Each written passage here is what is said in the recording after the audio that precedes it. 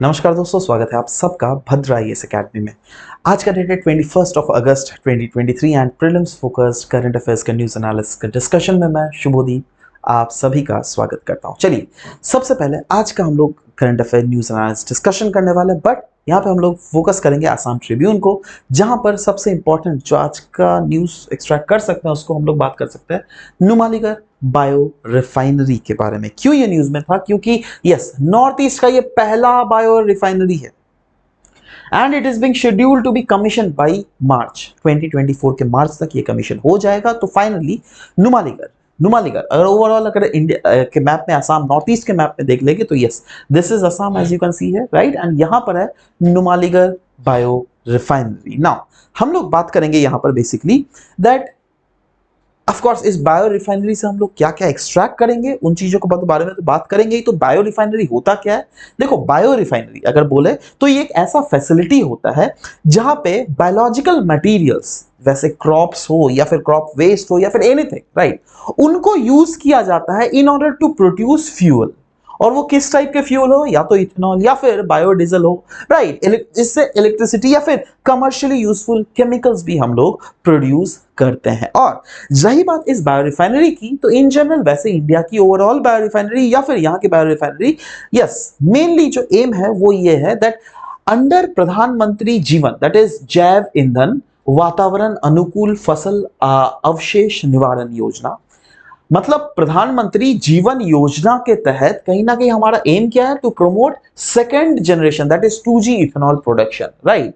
और ये कैसे करेंगे? यस, सेल्यूलोजिक बायोमास के द्वारा। और ऑफ कोर्स ये जो बायो रिफाइनरी में भी है, अनडाउटेडली इवेंचुअली यही सब हम लोग काम करने वाले हैं आने समय में। But of course, or be there are many things which we will be of course reading about it in the later classes as well. But for now let's skip to the very next news. यहाँ पे हम लोग बात करेंगे India has started manufacturing 38 APIs. APIs मतलब क्या होता है? APIs का मतलब होता है एक्टिव फार्मास्यूटिकल इंग्रेडिएंट्स। देखो, अभी तक अगर दुनिया में देख लो, अभी भी जब मैं ये वीडियो आपको रिकॉर्ड कर रहा हूँ, आज का डेट है 21 अगस्त, एंड यस, आज भी अगर देखोगे China stands top in the manufacturing of APIs।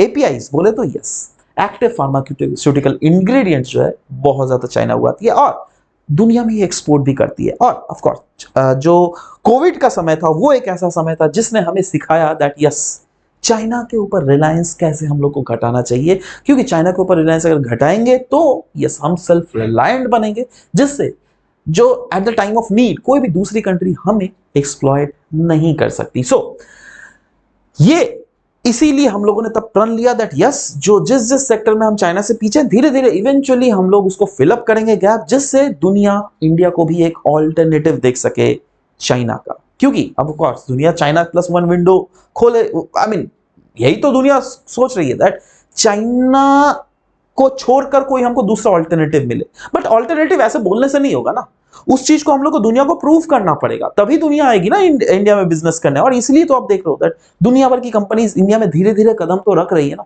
ये तो शुरुआत है भाई मेरे, आगे आगे जाओ, देखो होता है क्या।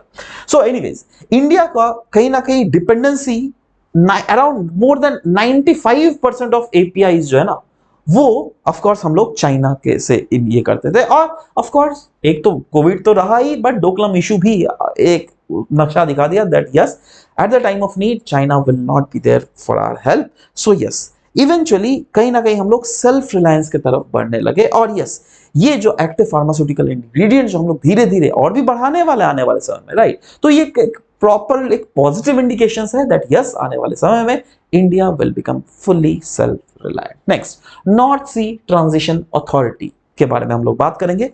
एक्चुअली देखो, यूके का ये organisation north Sea Transition Authority, ये क्या प्लान कर रही है? ये प्लान कर रही है to conduct fossil fuel drilling in northern sea. Northern sea कौन सा है पता है? ये देखो, ये हमारा यूके है, ये नॉर्वे है, डेनमार्क है, फ्रांस, बेल्जियम, नीदरलैंड्स, देख रहे हो, जर्मनी, ये जो बीच वाला सी देख रहे हो ना, दिस इज नॉर्थ सी। और यूके ने नॉर्थ सी ट्रांजिशन अथॉरिटी को गाइड किया है दैट आप जाइए और कंडक्ट कीजिए fossil fuel drilling in northern sea. ये वेस्टर्न वर्ल्ड इतने दोगले हैं ना, अगर जनरल देशी लैंग्वेज में बोला जाए, तो ये देखो, जब दूसरा कोई देश करता है ना, उसको तो क्रिटिसाइज करता है, अरे भाई मरीन रिसोर्सेज खराब हो जाएगा, इन्वायरमेंट को आप बिगाड़ रहे हो, ये फलाना ढिकना। रशिया कर रही है ना आर्कटिक ओशन में, तो रशिया को कितना क्रिटिसाइज कर रही है। और देखो जब खुद का बारी आया तो खुद स्टार्ट कर रही है, समझ रहे हो।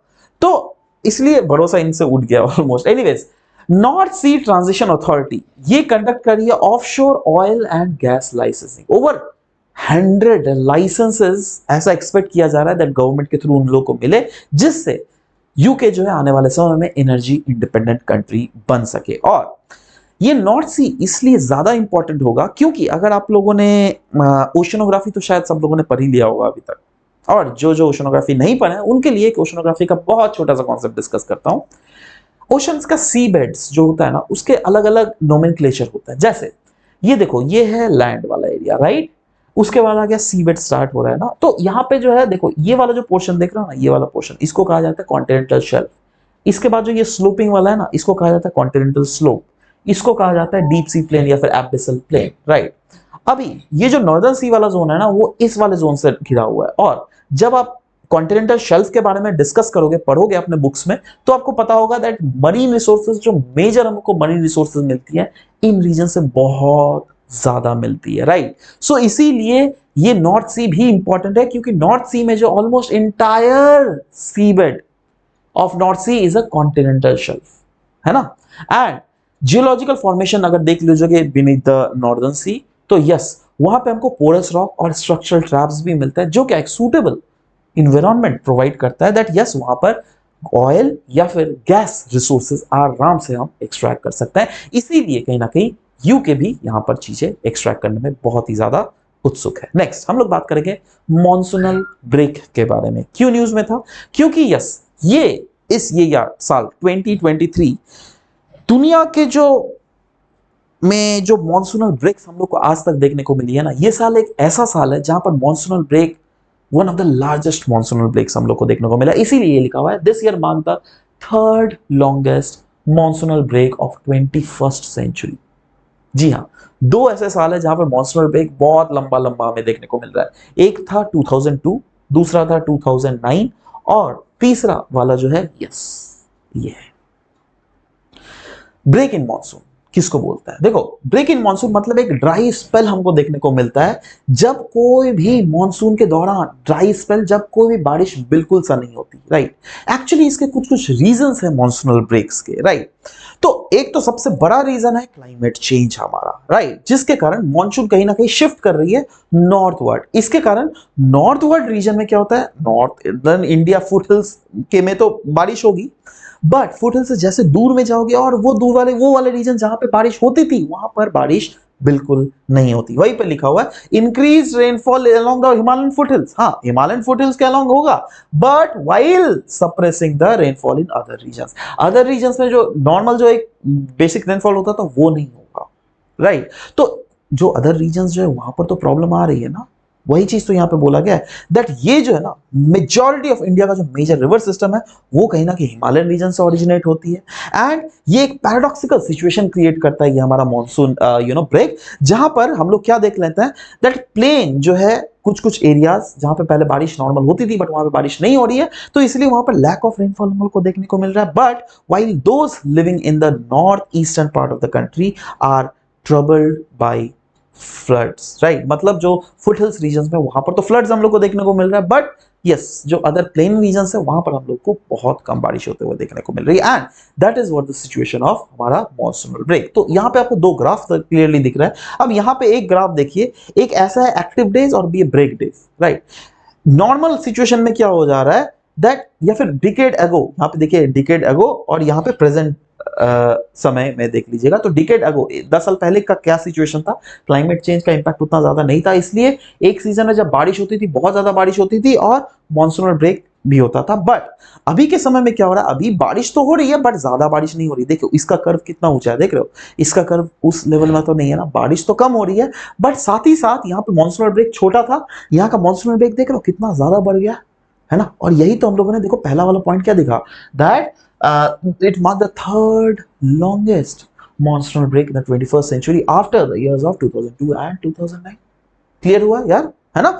वही चीज है यहां पर ये फोकस किया गया, अच्छे से देख लीजिएगा। नेक्स्ट इज कन्याकुमारी मट्टी बनाना के बारे में हम लोग बात करेंगे, जिसको एक जीआई टैग भी मिला हुआ है। और yes, this was in news, right. तो कन्याकुमारी मट्टी बनाना वेराइटी जो कि नेटिव है कन्याकुमारी डिस्ट्रिक्ट में, it was granted GI tag and it is known for unique characteristics. अब जीआई टैग दिया किसके लिए जाता है, ऑफ कोर्स कोई भी रीजन के यूनिकनेस के कारण। और ये जो बनाना का शेप है, ये बस छोटे छोटे फिंगर शेप के ही होते हैं, ज्यादा बड़े बड़े बनानास नहीं होते, बट टेस्ट देखोगे बहुत खूबसूरत, है ना। बहुत अच्छा फ्रेग्रेंस तो एक है ही, स्वीट फ्रेग्रेंस, साथ ही साथ टेस्ट एकदम हनी की तरह मीठा, शहद की तरह मीठा, इतना टेस्ट है। And it can not be replicated anywhere. आप इसका पेड़ को उठाकर अगर आसाम में उगाओगे, आसाम में नहीं उगेगा ये पेड़, समझ रहे हो। वही बोला गया ना दैट ज्योग्राफिकल कंडीशंस, जो जियो इकोलॉजिकल रीजंस है, उसको देखते हुए ये सब चीजें होती है। So the uniqueness of Matti banana is attributed to the combination of factors, और combination of what factors, what kind of factors, geographical factors. What are those factors? The soil condition, yes soil condition is one of the factor.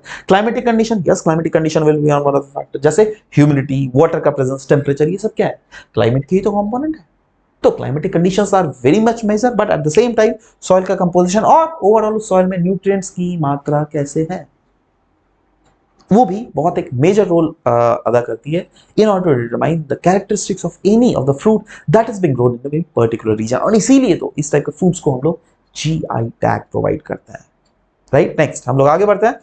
हम लोग यहाँ पे बात करेंगे India का पहला, जी हाँ, इंडिया का पहला 3D प्रिंटेड पोस्ट ऑफिस। हम लोग इक्विपमेंट्स ही देखते थे, ये रियलिटी का पोस्ट ऑफिस 3D में बनाया है ना, पहली बार ऐसा हो रहा है। 3D प्रिंटिंग, इसको हम लोग क्या बोलते हैं, एडिटिव टेक्नोलॉजी भी बोलते हैं, जिसको मशीन के थ्रू 3 डायमेंशन में कोई स्ट्रक्चर आराम से आप बना सकते हो, है ना। यही बोला गया दैट ये इन्वॉल्व करता है creating of 3 dimensional object layer by layer, layer by layer, layer by layer, layer by layer, जिससे पूरा वो ऑब्जेक्ट को खत्म कर देता है। And this process is used in various industries and it's popularity has grown due to advancement that has reduced errors and increased efficiency। मतलब 3D पहले ना नॉर्मल मॉडल ऑब्जेक्ट्स बनाया जाता था लैब्स में, इंजीनियरिंग में, बट अभी जो है पूरा एकदम बिल्डिंग्स ही बना दिया जा रहा है। देखो बहुत खूबसूरत एग्जांपल है। तो ये जो है वन लाइनर क्वेश्चन में बाई चांस आपको पूछा ही जा सकता है दैट बताओ भाई you know post office recently ये किस रीजन में ये अल्टीमेटली हमें एक कौन सा स्ट्रक्चर बनाते हुए देखा था। Anything can be asked, right, just go through this, that is more than enough. Pig kidney in human body. देखो यहाँ पे ऐसे तो पहले भी बहुत समय आपने ये न्यूज सुना होगा दैट यस ह्यूमन बॉडीज में पिग किडनी को यूज किया गया, बट अभी फिर से एक बार जब ब्रेक थ्रू हो गया ना, उसके बाद बहुत ज्यादा वर्ल्ड की साइंटिस्ट उसको यूज कर रहे हैं and surgeons have successfully transplanted pig kidney into brain dead man. एक ब्रेन डेड जो दिमाग से मर गया है, उन मैन के शरीर पे इसको इंक्लूड किया गया, जिसमें देखा गया दैट किडनी जो है ओवर अ मंथ तक फंक्शन किया, उसके बाद ये खराब हो गया। बट ये कहीं ना कहीं एक, अगर आप साइंटिफिक अरीना में देख लीजिएगा, एक ब्रेक थ्रू है। कैसे? और आप साइंस एंड टेक्नोलॉजी में इस टाइप के जो न्यूज आते हैं, इसको कैसे इंक्लूड कर सकते हैं अपने आंसर को इनहांस करने के लिए। आप लिख सकते हैं दैट जेनेटिकली मॉडिफाइड जो पिग्स होती हैं, ऑफ कोर्स पिग्स को तो जेनेटिकली मॉडिफाई किया ही जा सकता है ना। जी हाँ, पिग्स को जेनेटिकली मॉडिफाइड करके उनके हार्ट्स को हम लोग इतना ज्यादा स्ट्रॉन्ग कर सकते हैं, जिससे फ्यूचर में जो पिग्स हार्ट की रिक्वायरमेंट हो सकती है इंसान में। ऑफ कोर्स हार्ट अगर खराब हो गया किसी दूसरा, कोई दूसरा इंसान तो आपको हार्ट नहीं देगा ना, है ना। तो यस, इस टाइप के ट्रांसप्लांटेशन करने की प्रोबेबिलिटी बन जाती है, राइट। इसी के साथ जो है आज का सेशन यहाँ पे खत्म करता हूँ दोस्तों, एंड मिलते हैं आप सबके साथ नेक्स्ट सेशन में with new set of current affair modules. Of course till then bye bye, take care, thank you for listening to our video, thank you.